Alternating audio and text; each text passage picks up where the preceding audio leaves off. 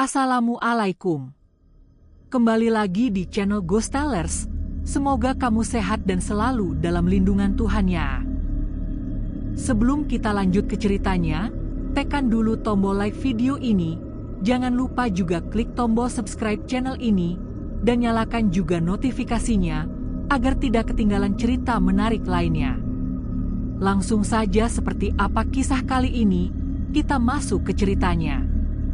Bu Rahayu, seorang wanita paruh baya dengan tatapan mata yang menyimpan sejuta kisah kepahitan dan keteguhan, menjalani hidupnya di Desa Kemuning, sebuah wilayah yang dikelilingi oleh hamparan sawah basah dan rumpun bambu yang menjulang. Setelah kepergian suaminya bertahun-tahun silam akibat sakit yang berkepanjangan dan menguras harta benda, Bu Rahayu memutuskan untuk menjual sepetak kecil sawah peninggalan keluarga demi modal membeli sebidang tanah di tepi jalan raya desa. Tanah itu, yang dulunya hanyalah kebun kosong yang tak tergarap, kini menjadi lokasi berdirinya gubuk sederhana berdinding papan kayu dan beratapkan seng yang ia beri nama Warung Bu Rahayu. Warung ini adalah satu-satunya tumpuan harapan dan sumber napas bagi Bu Rahayu.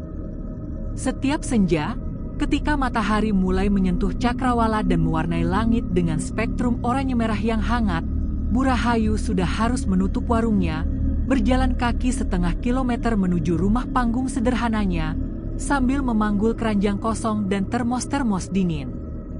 Pagi buta, sebelum azan subuh berkumandang, ia sudah bangun, menyiapkan nasi uduk, mengadon kopi dan teh, serta menggoreng aneka camilan dengan harapan dagangannya laku diserbu para pengendara truk yang melintas atau petani yang pulang dari sawah. Dalam setiap kepulan asap nasi yang ia masak, tersimpan doa dan harapan agar warungnya bisa ramai, agar ia bisa hidup tanpa merepotkan siapapun. Ia adalah lambang keteguhan seorang ibu di pelosok desa, yang punggungnya mulai membungkuk oleh beban usia dan keranjang pikulan, tetapi semangatnya tetap tegak, sekeras kayu jati yang menopang gubuk warungnya. Ia sangat bergantung pada Warung Bu Rahayu, sebuah tempat yang ia pikir akan membawa berkah karena letaknya yang strategis di persimpangan Desa Kemuning dan desa tetangga. Namun, takdir memiliki jalannya sendiri. Beberapa bulan terakhir, warung itu mulai terasa sunyi, sepi, seolah-olah hawa di sekitarnya enggan menerima kehadiran manusia. Warung yang ia bangun dengan darah dan air mata, kini mulai diselimuti kabut bisik-bisik yang tidak menyenangkan dari warga desa. Bahkan aroma kopi yang seharusnya memikat, kini terasa seperti tertelan oleh udara dingin yang tak terlihat. Ia sering duduk termangu di bangku panjang warung, menatap jalan raya yang sepi, sambil mencoba menguatkan hati yang mulai terbebani oleh rasa curiga yang perlahan menyusup. Rasa curiga ini, yang awalnya hanya ia anggap sebagai kelelahan, perlahan berubah menjadi ketakutan yang tak beralasan. Ia selalu bertanya-tanya, mengapa warungnya yang terletak di pinggir jalan ramai ini, kini terasa seperti sebuah pulau terpencil yang dihindari oleh semua orang, termasuk oleh angin sore yang biasanya membawa kesejukan. Gangguan-gangguan itu, yang awalnya kecil dan bisa ia abaikan, kini mulai datang secara konsisten, menusuk kesabarannya dan mengikis habis keimanannya yang teguh. Bu Rahayu mulai menyadari bahwa warung Bu Rahayu bukanlah sekadar sepi karena kurang pembeli, melainkan karena ada sesuatu yang tidak suka dengan kehadirannya. Kejadian pertama yang paling menyentak adalah ketika ia mendapati nasi uduk yang ia masak sejak dini hari, tiba-tiba sudah basi dan dingin, padahal warung baru ia buka dan semua pintu terkunci rapat. Aroma basi yang menusuk hidung itu seolah menjadi pesan senyap dari entitas tak kasat mata yang menghuni tempat itu. Bukan hanya makanan, tetapi juga benda-benda dagangannya. Beberapa bungkus kerupuk yang ia letakkan rapi di dalam toples kaca, ditemukan berceceran di lantai, seolah-olah ada tangan jahil yang sengaja menumpahkannya, padahal tidak ada tanda-tanda kerusakan pada pintu atau jendela. Hal yang lebih mengganggu lagi, yang langsung mengancam satu-satunya sumber penghasilannya, adalah hilangnya uang kembalian. Bu Rahayu, yang dikenal teliti dan jujur dalam berdagang, mulai sering dituduh pelanggannya kurang mengembalikan uang, padahal ia yakin betul telah menghitungnya dengan benar. Puncaknya, suatu malam setelah ia menghitung hasil dagangan harian dan menyimpan uang itu di dalam kotak kaleng khusus di bawah meja kasir, uang itu hilang tak berbekas keesokan paginya. Kotak kaleng itu masih ada, terkunci, tetapi isinya lenyap. Rasa putus asa dan kebingungan ini mulai membuatnya mengeluh kepada Bu Ratmi, tetangga tuanya yang tinggal di gubuk seberang sawah. Entah kenapa Ratmi, setiap kali aku buka warung ini, rasanya seperti ada yang mengawasiku.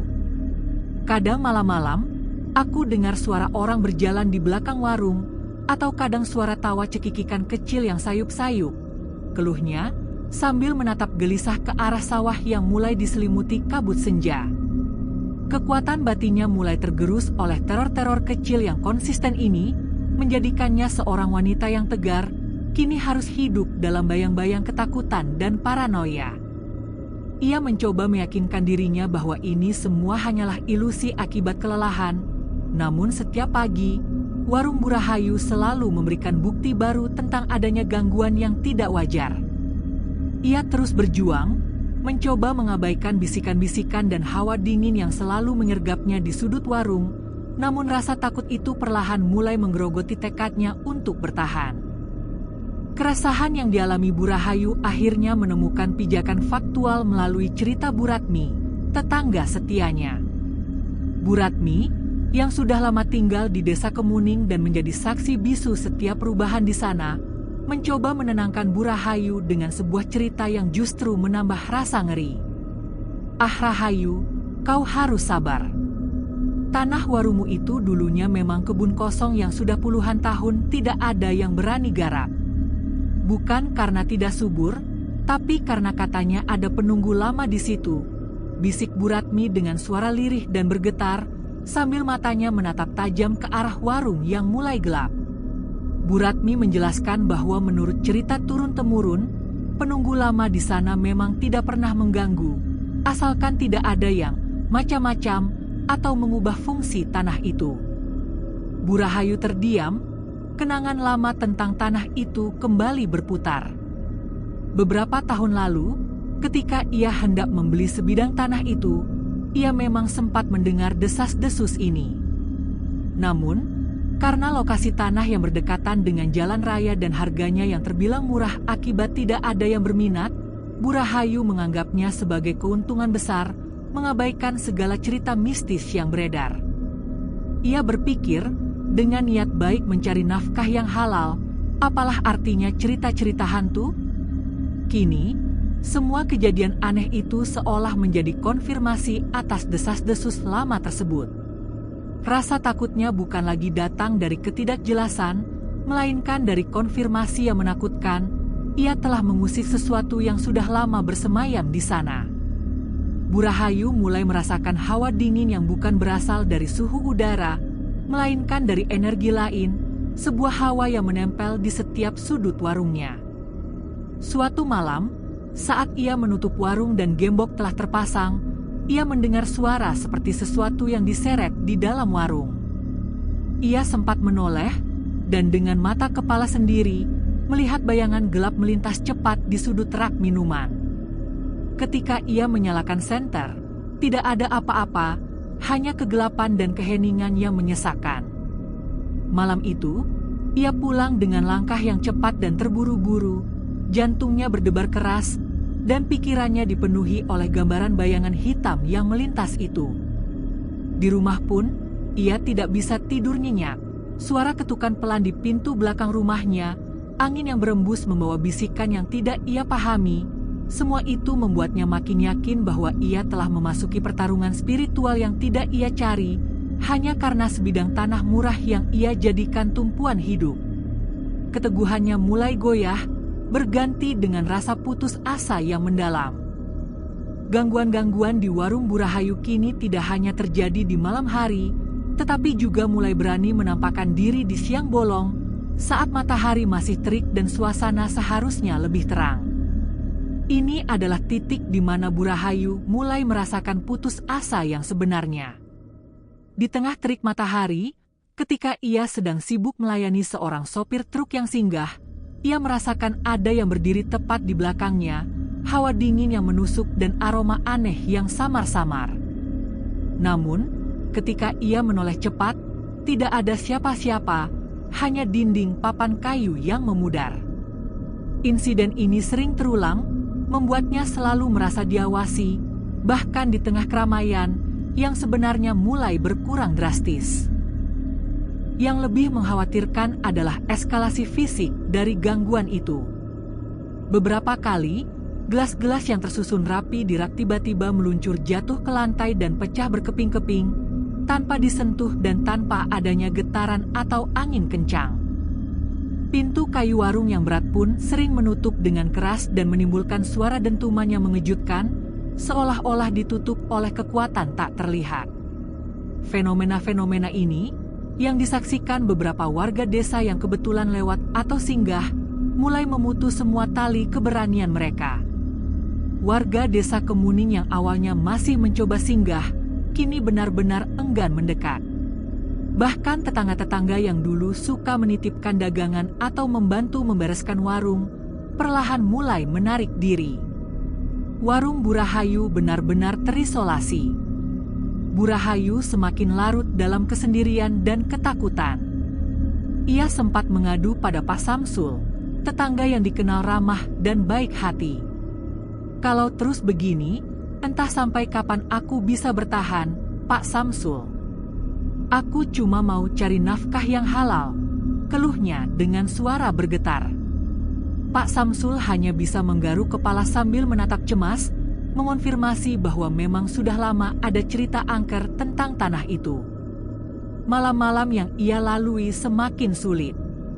Ia bahkan mencoba tidur di warung sambil menunggu pembeli, tetapi setiap kali matanya terlelap, suara langkah kaki menyeret dan tawa cekikikan di belakang warung akan datang, seperti sebuah alarm menakutkan yang tak pernah berhenti. Kadang, ia mendengar suara uang receh berjatuhan di lantai, tetapi ketika dilihat, tidak ada apa-apa.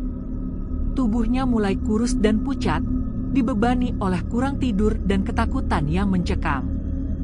Rasa takut yang mencekik dan kerugian finansial yang terus-menerus dialami akhirnya memaksa Bu Rahayu untuk mengambil langkah yang selama ini ia hindari, mencari pertolongan spiritual, meskipun ia enggan mempercayai hal-hal gaib. Ia merasa sudah tidak punya pilihan lain. Suatu sore, Bu Ratmi yang datang menemani, menguatkan hati Bu Rahayu untuk memanggil seorang orang pintar. Sabar, Rahayu. Kadang memang tempat itu butuh orang yang bisa menenangkan.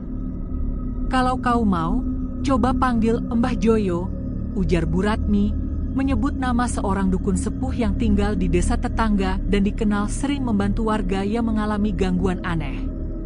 Nama Mbah Joyo memang bukan nama asing, tetapi Bu Rahayu ragu.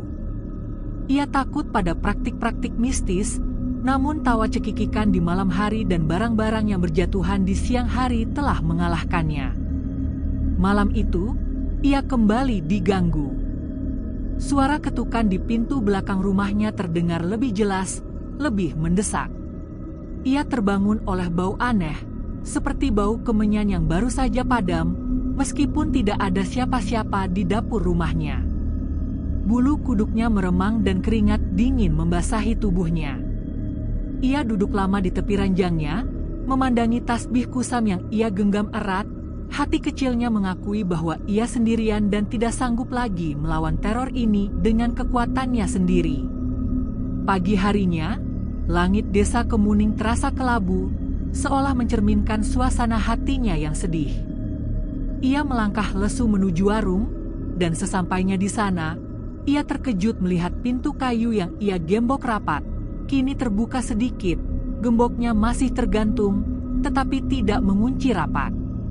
Di dalam warung, rak gelas berantakan dan beberapa bungkus kerupuk berserakan, dan yang paling membuat hatinya menciut, ada bekas tumpahan air seperti kopi di pojok dekat rak minuman, seolah-olah ada yang minum dan menumpahkannya dengan sengaja. Astagfirullah, bisiknya lirih, merasakan hawa dingin yang tak wajar di dalam warung. Keadaan yang makin kacau dan ketidakberdayaan ini membuat Bu Rahayu akhirnya membulatkan tekad. Ketika menjelang sore Pak Samsul datang, Bu Rahayu langsung menyampaikan keputusannya. "Aku takut, Samsul." Tiap malam suara itu makin jelas, seolah ada yang jalan mondar-mandir di belakang warung. "Aku takut kalau sampai sakit atau kenapa-kenapa," ujarnya dengan mata sembab. Pak Samsul mengangguk setuju. "Aku kenal Mbah Joyo. Dulu waktu anakku sakit panas, dia yang bantu. Kalau kau mau, aku bisa temani kau ke sana." Ucapan Pak Samsul itu menjadi penutup bagi keputusasaan Bu Rahayu. Malam itu, ia pulang lebih awal, menutup warung sebelum senja, berharap esok hari ia akan menemukan ketenangan. Keesokan paginya, Bu Rahayu dan Pak Samsul berangkat menuju rumah Mbah Joyo, dukun sepuh yang tinggal di ujung desa sebelah. Perjalanan itu terasa jauh, bukan hanya karena jarak, tetapi juga karena beban ketakutan yang dibawa Bu Rahayu. Rumah Mbah Joyo berdiri di antara rumpun bambu yang rimbun dan pohon pisang yang menjulang, dengan pagar bambu kecil yang dipenuhi kembang-kembang berwarna pucat. Bahkan dari kejauhan, aroma kemenyan sudah tercium samar-samar, menciptakan suasana mistis yang mencekam. Mbah Joyo adalah seorang lelaki tua berusia sekitar 70-an, tubuhnya kurus dan sedikit bongkok, dengan rambut putih yang diikat ke belakang. Ia menerima kedatangan Bu Rahayu dan Pak Samsul dengan tatapan yang tajam, tetapi tenang. Suaranya terdengar berat dan parau ketika ia mulai berbicara. "Aku sudah dengar cerita tentang warungmu, Rahayu," katanya, setelah mereka duduk di balai bambu yang tua. Mbah Joyo tidak perlu bertanya banyak, ia seolah sudah tahu segalanya. Ia menjelaskan bahwa tanah yang dibangun warung Bu Rahayu itu memang lahan kosong yang dibiarkan selama puluhan tahun, bukan karena tidak subur, tetapi karena warga takut.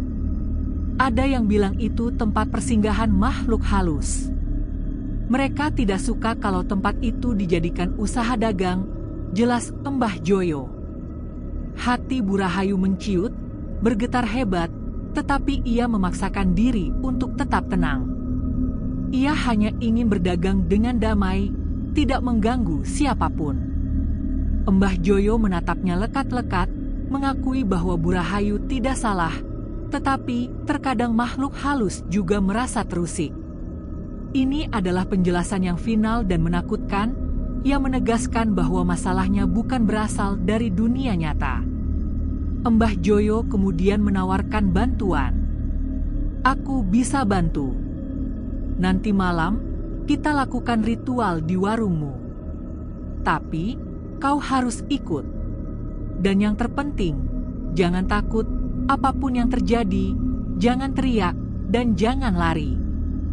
Permintaan ini membuat wajah Bu Rahayu memucat. Ancaman bahwa ia harus menyaksikan ritual penenangan di warungnya sendiri, tanpa boleh menunjukkan rasa takut sedikit pun, terasa jauh lebih menakutkan daripada gangguan-gangguan sebelumnya. Ia tahu malam itu akan menjadi ujian terbesar bagi keberaniannya. Pak Samsul mencoba menenangkannya, tetapi Bu Rahayu hanya bisa mengangguk, menyerahkan diri pada takdir spiritual yang akan ia hadapi malam itu. Malam itu, ketika bulan sabit mulai naik tinggi dan desa Kemuning diselimuti kegelapan pekat, Mbah Joyo tiba di warung Bu Rahayu, ditemani oleh Bu Rahayu dan Pak Samsul. Mereka membawa perlengkapan ritual, dupa, kemenyan, dan baskom kecil berisi air bunga 7 rupa. Angin malam terasa dingin menusuk, membuat bulu kudu berdiri, dan suasana di sekitar warung terasa sangat hening, hanya diselingi suara jangkrik dan desiran daun bambu. Mbah Joyo duduk bersila di depan pintu warung, tubuhnya tegak, lalu ia menyalakan kemenyan. Asap tebal mulai mengepul, melingkar-lingkar di udara, menciptakan aroma tajam yang menusuk hidung, sekaligus menambah aura mencekam. Sambil memejamkan mata, Mbah Joyo melantunkan mantra-mantra dalam bahasa yang tidak dimengerti oleh Bu Rahayu. Bu Rahayu duduk di bangku panjang, tidak jauh dari Mbah Joyo, berusaha sekuat tenaga menahan rasa takut yang perlahan merayapi seluruh tubuhnya. Matanya waspada, ia merasakan adanya pergerakan di sudut warung, bayangan hitam yang melintas cepat, seolah-olah entitas tak kasat mata itu sedang mengintai dan tidak senang dengan ritual yang sedang dilakukan. Pak Samsul, yang memegang lampu minyak, matanya juga terus mengawasi sekeliling, siap siaga menghadapi kemungkinan terburuk. Setelah hampir setengah jam membaca mantra-mantra panjang, Mbah Joyo membuka matanya. Ia menaburkan air bunga di setiap sudut warung, seolah memandikan tempat itu, lalu menancapkan sebatang dupa di tanah dekat pintu belakang. Semoga makhluk yang mengganggu pergi dan tidak lagi mengusikmu, ucap Mbah Joyo, suaranya sedikit serak dan lelah.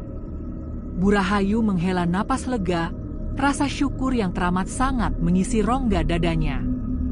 Ia berharap, setelah ini, warungnya akan kembali damai.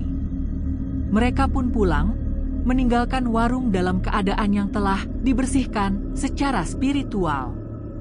Namun, jauh di lubuk hatinya, Bu Rahayu merasa ada sesuatu yang belum selesai. Hawa di sekitar warung terasa semakin berat, seolah udara enggan bergerak, dan keheningan yang menyelimuti warung Bu Rahayu bukanlah keheningan yang damai, melainkan keheningan yang menyimpan ancaman. Bu Rahayu tidak tahu, ritual yang baru saja dilakukan Mbah Joyo bukanlah akhir dari gangguan, melainkan hanya pemicu awal dari amarah entitas yang jauh lebih kuat dan menakutkan. Ia pulang dengan langkah yang gontai, membawa pulang rasa takut yang kini bercampur dengan firasat buruk. Firasat buruk Bu Rahayu terbukti keesokan paginya. Ketika ia tiba di warung Bu Rahayu, ia tertegun di depan pintu. Dupa yang ditancapkan Mbah Joyo semalam kini patah dan jatuh ke lantai, dan yang lebih mengerikan, di dekatnya terdapat bekas gosong yang menghitam, seolah-olah dupa itu telah terbakar habis. Kejadian ini seolah menjadi pesan balasan yang brutal dari entitas yang merasa terusik. Toples kerupuk yang semalam ia letakkan di rak, kini berada di tengah lantai, tutupnya terbuka, dan kerupuknya berserakan di mana-mana. Keadaan warung yang berantakan, bekas gosong, dan patahnya dupa itu membuat Bu Rahayu gemetar hebat. Ia tidak langsung membereskan warung, melainkan duduk di bangku panjang, menatap kosong ke arah jalan. Pikirannya kacau, menyadari bahwa ritual yang ia harapkan membawa ketenangan, justru memancing amarah yang lebih besar. Siang harinya, kabar tentang kekacauan di warung itu menyebar cepat di desa Kemuning. Bu Ratmi datang dengan wajah khawatir. "Rahayu, aku dengar semalam Pak Karto yang pulang dari ladang melihat asap keluar dari warungmu. Dia kira warungmu kebakaran, tapi pas dilihat dari dekat, asapnya hilang begitu saja," ceritanya. Cerita ini semakin menambah keyakinan warga desa bahwa warung Bu Rahayu memang tidak disukai penunggu lama tanah itu. Bu Rahayu semakin tidak mendapat pembeli. Pengendara motor yang melintas hanya melambatkan kendaraan untuk melirik warung yang kini berstatus angker, lalu melanjutkan perjalanan. Bahkan di malam hari, gangguan itu datang dengan suara yang lebih jelas dan lebih dekat. Suara tawa cekikikan itu kini terdengar lebih melengking, seperti suara anak-anak yang bermain di tengah malam, tetapi dengan nada yang menyeramkan dan memprovokasi. Gangguan itu membuat beberapa warga desa menyarankan Bu Rahayu untuk menutup saja warungnya. Namun, warung Bu Rahayu adalah satu-satunya sumber penghasilannya, ia tidak punya pilihan lain. Pergulatan batinnya semakin kuat. Ia tak ingin percaya pada hal-hal gaib, tetapi kenyataan yang ia alami tak bisa diabaikan. Ia merasa terjebak dalam lingkaran teror yang tak berujung. Kondisi warung Bu Rahayu benar-benar mencapai titik nadir. Setelah insiden bekas gosong dan patahnya dupa, suasana di warung itu terasa sangat mencekam, bahkan di tengah hari. Rasa dingin yang menusuk selalu menyelimuti, dan Bu Rahayu sering merasa pusing dan mual saat berada di dalamnya. Ketidakberdayaan ini membuatnya semakin putus asa. Menjelang sore, Pak Samsul datang menemaninya. Ia melihat Bu Rahayu duduk termenung, wajahnya semakin pucat dan letih. "Rahayu, kau memang harus istirahat dulu. Enggak usah buka warung beberapa hari, siapa tahu makhluk itu bosan," ucap Pak Samsul dengan nada pelan dan penuh perhatian. Bu Rahayu hanya mengangguk pasrah. Dalam hatinya ia sudah mulai merencanakan untuk menutup warung itu untuk sementara waktu, jika tidak selamanya. Malam itu, kejadian yang lebih menyeramkan terjadi sekitar pukul 11 malam. Angin bertiup kencang di sekitar warung, membuat daun-daun bambu di dekatnya berdesir keras seolah ditiup badai. Tiba-tiba, terdengar suara pintu warung Bu Rahayu dibanting berkali-kali dengan keras, padahal tidak ada seorang pun di sana. Suara dentuman itu sangat nyaring, membangunkan beberapa warga desa yang rumahnya tidak jauh dari lokasi warung. Pak Samsul, yang kebetulan sedang berada di ladang untuk menjaga tanamannya dari hama, melihat dari kejauhan cahaya redup seperti api yang menari-nari di atas atap warung. Ia berlari mendekat sambil membawa obor, tetapi ketika sampai di depan warung, cahaya itu menghilang, seolah ditelan kegelapan.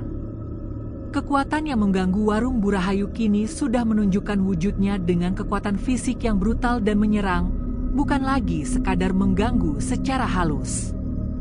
Keesokan harinya, kabar tentang warung Bu Rahayu yang angker semakin menyebar luas, menjadi topik perbincangan di seluruh desa Kemuning. Orang-orang mulai enggan melewati jalan itu saat malam tiba. Beberapa petani bahkan memilih memutar jauh untuk menghindari melewati warung yang kini benar-benar dijuluki angker. Bu Rahayu merasa tak berdaya. Ia duduk di dalam warung yang sepi, memandangi rak-rak kosong dan meja kayu yang mulai berdebu, air matanya menetes perlahan. "Kalau begini terus, aku mungkin harus tutup warung ini," gumamnya lirih. Malamnya, ia bermimpi aneh. Ia melihat seorang laki tua bermata merah menyala, duduk di sudut warung, menatapnya tanpa berkata-kata, dan di belakang laki itu, bayangan-bayangan kecil tertawa-tawa sambil berlari mengelilingi warung. Mimpi itu, yang terasa sangat nyata, membulatkan tekadnya. Pagi setelah mimpi buruk yang menakutkan itu, Bu Rahayu mengumumkan kepada Bu Ratmi dan Pak Samsul bahwa ia berencana menutup warung Bu Rahayu untuk sementara waktu. "Aku tidak sanggup lagi, rasanya seperti tempat itu sudah tidak mau menerima aku," ujarnya dengan mata sembab, pasrah menerima kekalahan. Semburat harapan yang pernah ia miliki kini benar-benar padam. Sore menjelang senja, saat Bu Rahayu sedang membereskan toples-toples kosong dan barang-barang yang akan ia bawa pulang, takdir seolah ingin mempermainkannya. Tiba-tiba, datanglah seorang pria berusia sekitar 45 tahun, sosok yang asing di desa Kemuning. Ia mengenakan baju koko, sarung batik, dan peci putih sederhana. Wajahnya tampak teduh dan tenang, kontras dengan kengerian yang selama ini menyelimuti warung itu, namun tatapannya tajam dan mantap. Pria itu menatap warung Bu Rahayu dengan saksama, seolah mengamati sesuatu yang tak terlihat, sebelum akhirnya menyapa Bu Rahayu dengan suara yang lembut namun mantap. "Assalamualaikum, Bu. Saya Tuan Arif," ucapnya. Bu Rahayu menoleh, sedikit terkejut dengan kehadiran orang asing itu. "Waalaikumsalam. Ada perlu apa, Pak?" tanyanya hati-hati sambil memegang erat toples kaca di tangannya. Tuan Arif tersenyum tipis. "Saya mendengar kabar tentang warung ini. Kalau Ibu berkenan, saya ingin bicara sebentar." Ada sesuatu yang berbeda pada wajah Tuan Arif. Ketenangan, keteduhan, dan kesungguhan yang tidak biasa. Cahaya keemasan senja merayap di atas hamparan sawah yang bergoyang tertiup angin sore desa Kemuning, menjadi latar bagi pertemuan tak terduga ini. Bu Rahayu, yang hatinya sudah lama diliputi ketakutan, merasa ada sedikit harapan yang menyusup masuk, meskipun ia masih diliputi keraguan besar. Ia duduk berseberangan dengan Tuan Arif di bangku panjang, siap mendengarkan apa yang akan disampaikan oleh orang asing ini, yang datang tepat di saat ia hendak menyerah dan menutup satu-satunya sumber penghasilannya. Pertemuan ini terasa seperti persimpangan jalan, sebuah momen krusial yang akan menentukan apakah warung Bu Rahayu akan menyerah pada kegelapan atau menemukan jalan menuju terang. Setelah mengucap salam, Tuan Arif duduk dengan tenang, tidak langsung bicara, melainkan memandang sekeliling warung Bu Rahayu seolah sedang mengamati sesuatu yang hanya bisa ia lihat. Keheningan yang tercipta di antara mereka bukanlah keheningan yang mencekam, melainkan keheningan yang penuh wibawa. "Maaf, Bu," kata Tuan Arif akhirnya, suaranya dalam, tenang, dan berwibawa. "Saya dengar warung ini sering mengalami gangguan. Barang jatuh sendiri, suara-suara aneh, pelanggan merasa tidak betah, bahkan ada yang melihat asap." Bu Rahayu menghela napas panjang, menceritakan semua kepahitannya, mulai dari nasi yang basi, uang yang hilang, hingga ritual Mbah Joyo yang justru memperburuk keadaan.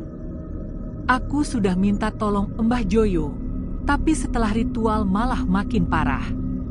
Aku pikir mau tutup saja warung ini," keluhnya. Tuan Arif mengangguk pelan, mendengarkan dengan penuh perhatian. Ia lalu menjelaskan bahwa ia bukan dukun atau orang sakti, melainkan hanya seorang perantau yang sedang belajar agama, yang kebetulan singgah di desa Kemuning dan merasakan ada sesuatu yang tidak wajar dari warung itu. "Yang mengganggu di sini bukan arwah orang meninggal, Bu, melainkan jin-jin yang jahil dan jahat," jelasnya dengan tegas. Kata-kata Tuan Arif terasa berat, tetapi juga membawa sedikit harapan. Bu Rahayu menatapnya cermat. "Kau ini siapa sebenarnya? Kok bicaramu seperti orang pintar?" Tuan Arif tersenyum kecil. "Saya hanya menolong sesama hamba Allah dengan izinnya, Bu. Jin-jin jahat itu tidak suka pada tempat yang bersih dan sering dipakai untuk ibadah, dan mereka benci pada rezeki yang jujur. Mereka senang pada tempat kotor dan sepi dari doa." Tuan Arif memberikan petunjuk, Bu Rahayu tidak boleh putus berdoa dan berzikir, dan harus menjaga kebersihan warungnya. "Kalau Ibu mengizinkan, saya bisa membantu menjaga tempat ini, tapi saya hanya bisa melakukannya dengan doa dan dengan izin Allah. Ibu juga harus ikut menjaga kebersihan dan tidak lalai dalam berzikir. Insya Allah gangguan itu bisa diusir," ujarnya. Hati Bu Rahayu yang sejak lama diliputi ketakutan, mulai sedikit tenang. Tatapan Tuan Arif membuatnya merasa tidak sendirian. Ia mengangguk mantap. "Kalau begitu, saya mohon bantuannya, Nak Arif. Saya tidak punya apa-apa selain doa dan keyakinan." Sore itu, untuk pertama kalinya setelah sekian lama, Bu Rahayu membereskan warung dengan hati yang sedikit ringan. Menjelang malam, Tuan Arif meminta izin kepada Bu Rahayu untuk bermalam di warung Bu Rahayu. "Saya ingin berjaga di sini. Ibu tidak usah ikut kalau takut, besok pagi-pagi saja datang ke warung," katanya. Bu Rahayu sempat bimbang, tetapi akhirnya setuju. Ia pulang ditemani Pak Samsul, yang berjanji akan ikut berjaga di ladang dekat warung untuk memantau keadaan dari kejauhan. Malam itu, langit desa Kemuning gelap tanpa bintang. Angin dingin menyusup di antara celah papan warung Bu Rahayu. Tuan Arif duduk bersila di lantai dekat pintu masuk, menyalakan lampu minyak kecil, lalu memejamkan mata sambil membaca doa-doa dan ayat-ayat suci. Suasana begitu hening, mencekam, sehingga suara jangkrik di luar terdengar jelas. Sekitar tengah malam, angin tiba-tiba berembus lebih kencang. Pintu warung yang tadi tertutup rapat berderit pelan, seperti ada yang mendorong dari luar, persis seperti yang sering dialami Bu Rahayu. Tuan Arif tetap duduk dengan tenang, membaca ayat-ayat Al-Quran dengan suara lirih, bibirnya tidak berhenti bergerak. Dari belakang warung, terdengar suara langkah kaki yang menyeret, disusul suara tawa cekikikan kecil, suara yang selama ini selalu membuat Bu Rahayu ketakutan. Namun, kali ini Tuan Arif tidak bergeming, ia terus membaca doa-doanya. Pak Samsul, yang mengintip dari kejauhan bersama dua pemuda desa, merasakan hawa dingin yang aneh dari arah warung. Mereka melihat bayangan seperti asap hitam melayang di atas atap warung, lalu perlahan turun dan menghilang di balik pintu, seolah-olah entitas itu sedang mencoba menyusup masuk. Sekitar pukul 3 pagi, angin tiba-tiba berhenti. Keheningan yang lebih mencekam menyelimuti sekitarnya. Tuan Arif membuka mata dan menatap ke sudut warung, matanya menajam, namun wajahnya tetap tenang. Keluar saja, tidak perlu sembunyi, ucapnya lirih, seolah berbicara pada sesuatu yang tak terlihat. Tidak ada jawaban, hanya suara seperti benda kecil jatuh ke lantai dari sudut ruangan.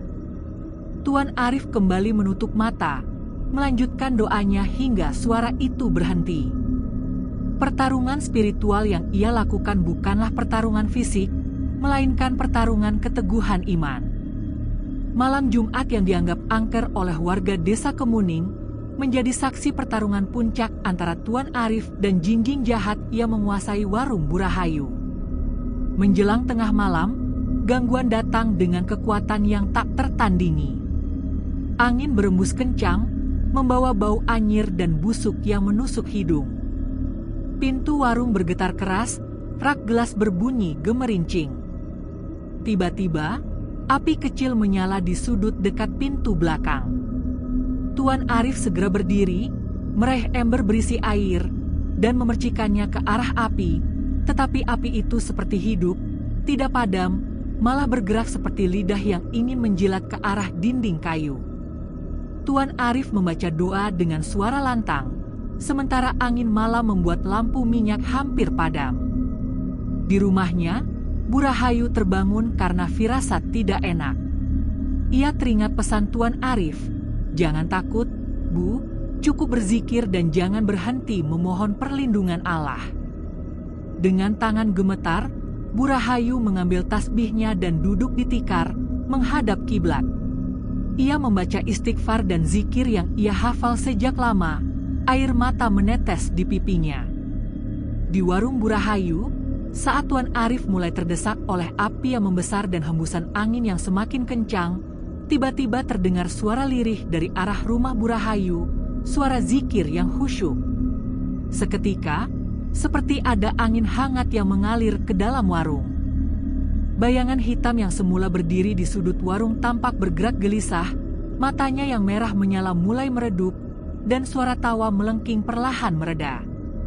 Tuan Arif merasakan kekuatan doanya menguat, ia melanjutkan bacaan ayat kursi dengan suara yang lebih lantang, sementara hawa panas dari api yang hampir membakar rak kayu tiba-tiba mereda.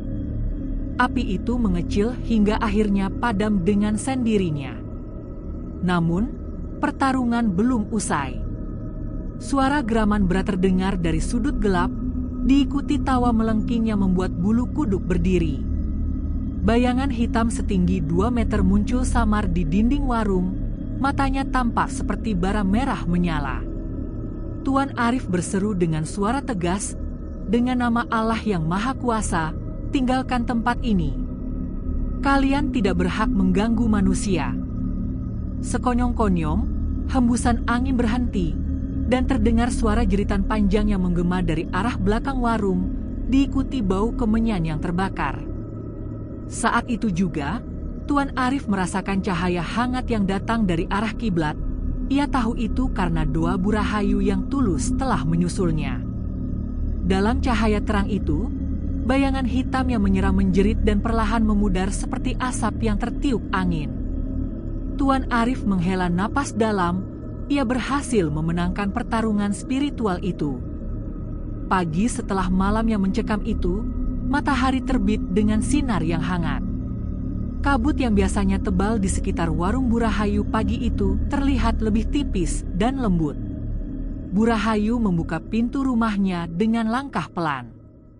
Ia menatap ke arah jalan setapak yang mengarah ke warungnya, dan untuk pertama kalinya setelah sekian lama, ia merasa tidak lagi merinding saat memandang bangunan kecil yang dulu menjadi sumber ketakutannya itu.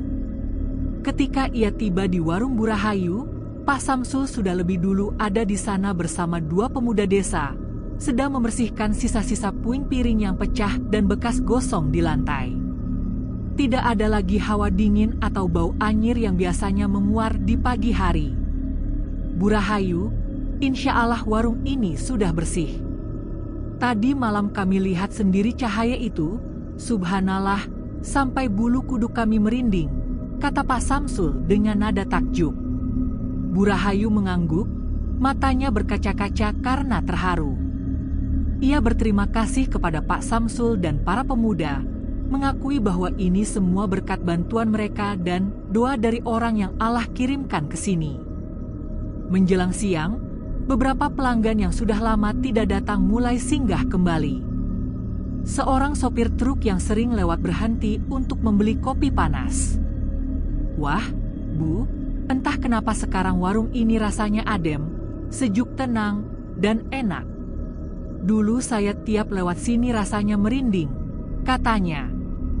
Bu Rahayu hanya tersenyum sambil menuangkan kopi ke dalam gelas, hatinya dipenuhi rasa syukur. Namun, ia juga penasaran karena Tuan Arif belum terlihat datang sejak pagi. Menjelang sore, saat Bu Rahayu sedang merapikan rak minuman, Tuan Arif akhirnya datang. Ia berjalan santai dengan sarung dan peci putihnya, wajahnya tampak teduh, tidak menunjukkan tanda kelelahan setelah malam panjang yang dilaluinya. Assalamualaikum, Bu Rahayu, sapanya sambil tersenyum. Bu Rahayu menjawab dengan senyum yang tulus. Waalaikumsalam, Nak Arif. Saya tidak tahu harus berterima kasih bagaimana. Kalau bukan karena Nak Arif, mungkin warung ini sudah habis terbakar. Tuan Arif duduk di bangku kayu dekat pintu dan menghela napas pelan. Yang menolong bukan saya, Bu. Itu karena Allah, dan karena Ibu sendiri mau berdoa dengan hati yang tulus. Doa orang yang ikhlas itu kekuatannya luar biasa. Ketenangan telah kembali, dan warung Bu Rahayu kini terasa seperti rumah bagi siapa saja yang singgah. Bu Rahayu terdiam sejenak, menatap Tuan Arif dengan rasa ingin tahu yang sudah lama ia pendam. Akhirnya, ia memberanikan diri untuk bertanya, Nak Arif, saya ingin tahu, sebenarnya siapa Nak Arif ini? Orang kampung sini tidak ada yang kenal sebelumnya, tapi Nak Arif datang seperti tahu segalanya tentang warung ini. Tuan Arif terdiam sejenak, lalu tersenyum kecil. Tatapannya lembut, tetapi ada sedikit kesedihan yang sulit dijelaskan. Saya memang bukan orang kampung sini, Bu, katanya. Saya datang karena diutus untuk membantu. Sejak dulu saya hidup di antara dua alam. Saya bukan manusia seperti Ibu. Saya jin yang beriman kepada Allah. Bu Rahayu menahan napas, rasa takut sempat menyelusup ke hatinya, namun segera lenyap begitu melihat keteduhan mata Tuan Arif. Tidak ada kesan jahat atau menakutkan dari wajahnya. Jin, ulang Bu Rahayu dengan suara pelan. Iya, jawab Tuan Arif lembut. Saya pernah menjadi pengembara di daerah ini. Ketika mendengar tentang gangguan di warung Ibu, saya tahu jin-jin yang mengganggu itu adalah makhluk yang usil dan tidak suka pada tempat yang digunakan untuk mencari nafkah dengan jujur. Saya hanya melakukan apa yang bisa saya lakukan, menolong sesama hamba Allah. Bu Rahayu menunduk dengan mata berkaca-kaca, menyadari bahwa ia telah berinteraksi dengan makhluk gaib yang telah menyelamatkannya. Berarti semua yang terjadi semalam, cahaya itu juga karena izin Allah, tanya Bu Rahayu. Tuan Arif mengangguk mantap. Benar, Bu. Tidak ada yang lebih kuat dari doa orang yang berserah diri. Jin-jin jahat itu tidak tahan dengan zikir yang tulus. Mereka pergi bukan karena saya, tapi karena cahaya doa itu sendiri. Sore itu, ketika matahari mulai condong ke barat, Tuan Arif berpamitan. Ia berkata bahwa ia tidak akan sering muncul lagi, kecuali jika dibutuhkan. Sebelum pergi, ia sempat menoleh dan memberikan pesan terakhir yang harus selalu diingat oleh Bu Rahayu. Warung ini akan menjadi tempat yang membawa rezeki bagi ibu, bukan ketakutan lagi. Tapi ingat, semua itu harus dijaga dengan doa. Cukup dengan menjaga tempat ini tetap bersih, jujur dalam berdagang, dan jangan lupa berzikir. Itu saja yang mereka benci. Jika ibu terus melakukannya, insya Allah mereka tidak akan kembali. Bu Rahayu hanya bisa mengangguk dengan hati yang hangat. Ia menyaksikan sosok Tuan Arif berjalan perlahan di jalan tanah yang menuju arah sawah, hingga akhirnya menghilang di balik kabut sore. Sejak malam itu, gangguan tidak pernah kembali. Warung Bu Rahayu menjadi ramai, orang-orang sering berkata bahwa warung itu kini terasa teduh, sejuk, dan damai, seperti ada yang menjaga. Bu Rahayu tersenyum, dalam hatinya ia berbisik, "Terima kasih, Tuan Arif. Entah dimanapun engkau kini berada, semoga Allah melindungi." Ia menyadari bahwa ketulusan doa dan keyakinan telah menjadi pelindung yang paling kuat baginya.